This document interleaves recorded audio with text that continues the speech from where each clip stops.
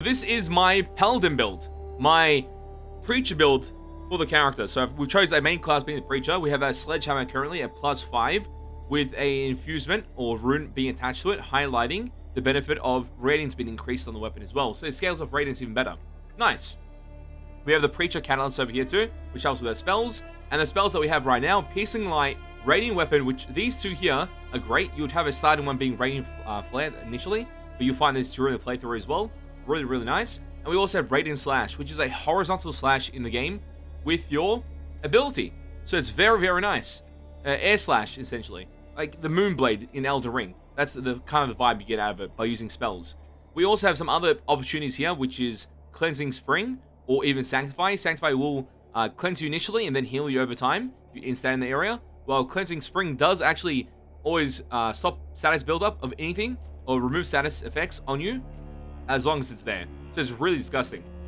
And there's also Petia's Blessed Reflections, which are essentially angels that attack opponents that you've aimed at. And depending on the distance, they'll go for slashes or for a beam ability. It costs quite a bit. The mana cost is 99 on this. So those are some of the aspects there. Armor choices right now, I've run any armor that gives me a large amount of defensive properties depending on the realm I'm in. Currently, I'm versing on a lot of fire enemies, so I have a lot of fire resistance to help me out with that. Relic of this one over here does give you more maximum HP, Defiance Ring to help with all status effects and resistance towards them, and increasing the vitality endurance. Because some of the classes have a bit of weakness there if you're not putting points to it, and we haven't put too many points to those stats, so having this does help out drastically. Access items, pretty much whatever you want to have on your character. Obviously max out this as much as possible. That will help with healing. These are just elements when I don't have mana, I can actually use this instead and survive. And just resistance to fire. That's my current build at the moment. And another weapon I want to talk about is Petia's sword. It's a bloody lightsaber. I'm a bloody Jedi. This weapon here runs unholy as well. So if we compare this to the weapon I had just on a mere second ago, my other weapon's +5 and it's 213 attack power. Well, that's only a +2 and a 146. And it scales off holy damage by a crap ton. So Radiance is at B- over there. There's maybe a way to infuse this weapon to also have within Petia's sword, both components of strength and also radiance, so you get to scale it in both properties and have no negative debuffs towards your weapon. So that seems to be a really good idea and a possibility for a future build or the build that we currently have. I just want more points to upgrade it because the upgrading cost is quite a bit. And to upgrade, you'll get to a point where there's a blacksmith in the story and be able to lock that jail cell, and then blacksmith is here and upgrade whenever you want. But you still need resources to find in order to get the best upgrades on this weapon. And it's kind of gnarly looking, as you can see.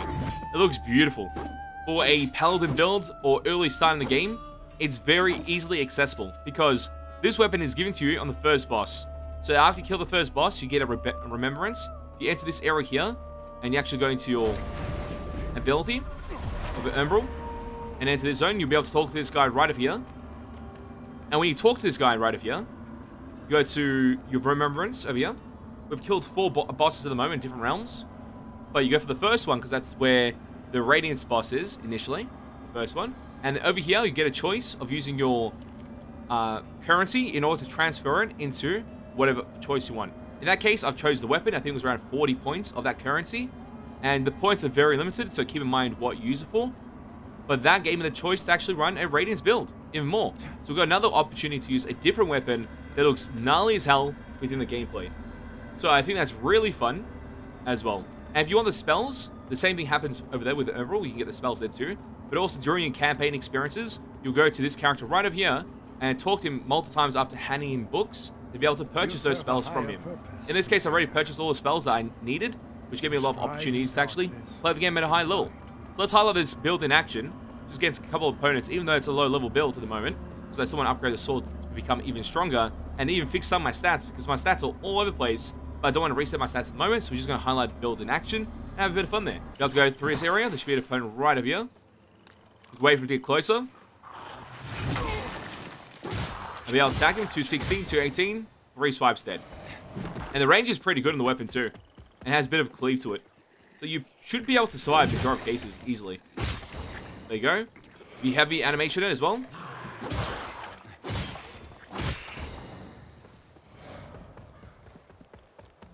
Running heavy. 287. 216. 2 swipes dead. Oh wait, it's not dead yet. Oh my god, it's 1 HP. Okay, he's dead now. Heal up. We'll get attacked by the other opponents.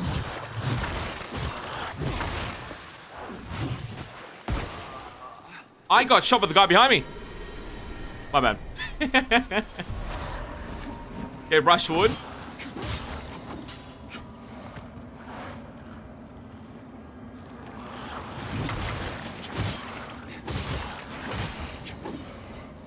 I can kill the little bug on the floor too.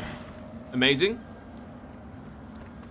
So this weapon would even do more damage if you increase radiance even further. That's the best part. Its animations are clean, and they help out quite a bit. Fully charged is 416.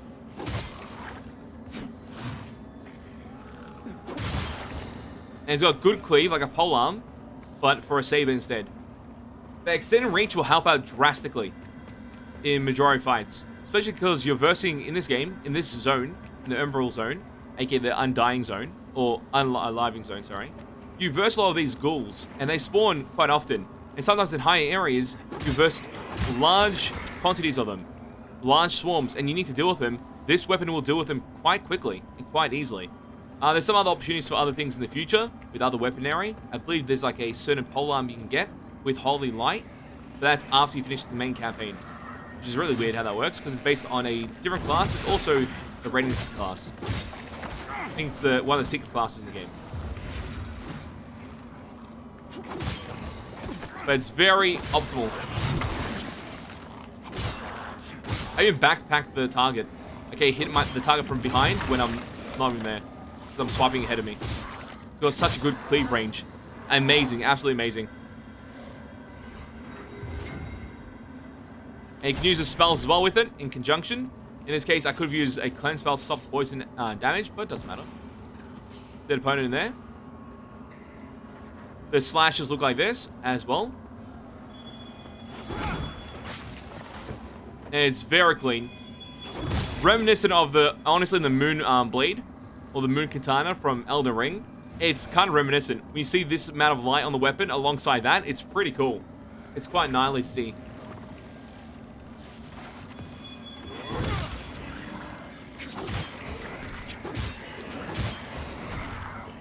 It's a good combination of skills put together to get a great output. So, highly suggest using this weapon. It does cost quite a bit with your currency in-game, but you'll have currency to utilize after killing bosses and during certain events, like going to scouting areas where there's like a blue haze of a ghost. You interact with the ghost, and it gives you some of that currency. And there's ways to transfer it with the guy that I showed earlier at the Remembrance Shrine, or Remembrance Merchant. You talk to him, and you'll be able to purchase some there as well, at a cost. But that allows you to actually access this build and have some fun with it. So this is one of the better early weapons that you can get, and also the strongest ones, maybe, in the game for Holy. So keep that in mind if you're running Holy builds or Smite builds in some aspect, because with Holy damage, when you do stack it against opponents, there's 2 components of it, which will highlight, I believe it is Smite and something else, but there's 2 components. It's Smite and something. Smite and Holy, I actually think, is the cost. When both of them are actually activating at the same time, you get that damage output. So it's really nice seeing action. But that's our build currently on our Radiant character as a Preacher, pretty much a Paladin build, and it's working wonders. So make sure to utilize it and enjoy it. If mates are new, hit the subscribe button, hit the like button, follow us on Twitch, join the Discord, code Lordy at GameSubs for 10% off, and also BTLmerch.com. Show us both, greatly appreciated.